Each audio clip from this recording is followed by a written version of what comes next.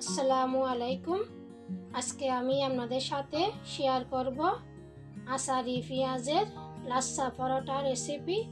তো এটা খাইতে খুবই ভালো লাগে। তো রেসিপিটি ভালো লাগলে লাইক, শেয়ার, সাবস্ক্রাইব করে নেবেন নতুন রেসিপির জন্য। চলুন দেখা যাক প্রথমে কি লাগবে। আমার নিয়েছি 1 কাপ ময়দা, 1 কাপ ময়দা নিয়েছি, আর নিচ্ছি হাফ কাপ আটা।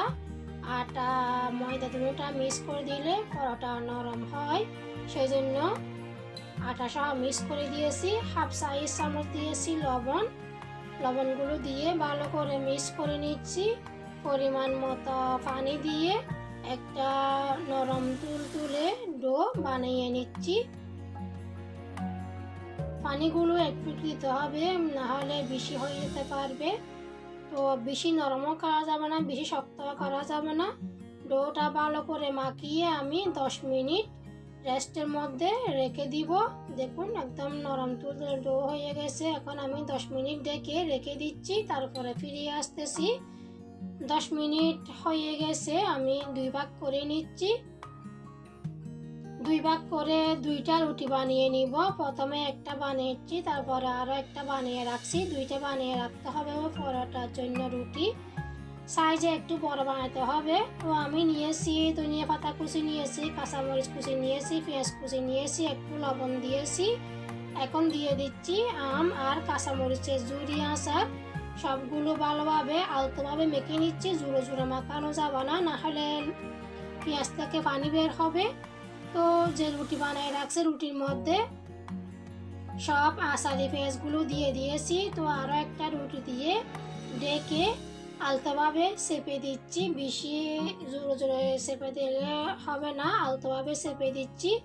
চারপাশে ভালোভাবে চেপে দিচ্ছি আঙ্গুল দিয়ে। এখন আমি একটা ছুরির সাহায্যে কেটে নিচ্ছি। আপনারা আপনাদের কয়টা লাগে ওই হিসাবে কাটবেন। আমার হিসাবে আমি কেটে নিচ্ছি। সবগুলো কাটা হয়ে গেছে, তো আপনারা কম বেশি করতে পারবেন। এখন আমি একটা রোল করে নিচ্ছি, যেরকম লাচ্ছা পরোটার মধ্যে যেরকম হয় সেরকম রোল করে নিচ্ছি। দেখুন এইভাবে রোল করে নিয়েছি।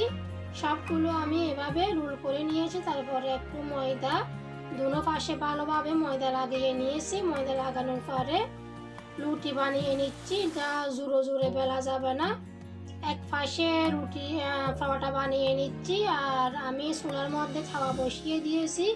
কারণ পরোটাগুলো বানিয়ে তাওয়ার মধ্যে বসিয়ে দিতে হবে।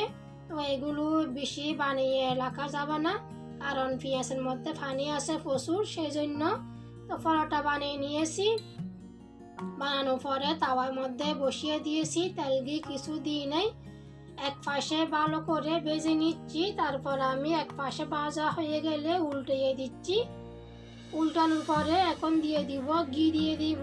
তো আপনারা চাইলে তেল, ঘি বা অলিভ অয়েল ওগুলো দিতে পারেন। তো আমি ঘি দিয়ে দিচ্ছি।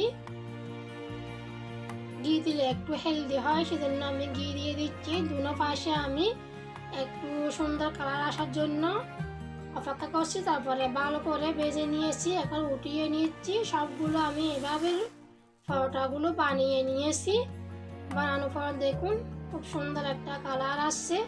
এটা সকালে বা বিকেলে বা রাত্রে ডিনারের জন্য তো আপনারা বানিয়ে খাইতে পারবেন। আমি নিয়েছি দই আর আচার নিয়েছি, আমের জুড়ি আচার নিয়েছি। আমার দই দিয়ে খাইতে খুব ভালো লাগছে। তো আপনাদের যদি ভালো লাগে আপনারা বাচ্চাদের টিফিন দিতে পারবেন, ঘরে বানিয়ে খাইতে পারবেন। অবশ্যই আপনারা ট্রাই করবেন। লাইক, শেয়ার, সাবস্ক্রাইব করবেন নতুন রেসিপির জন্য।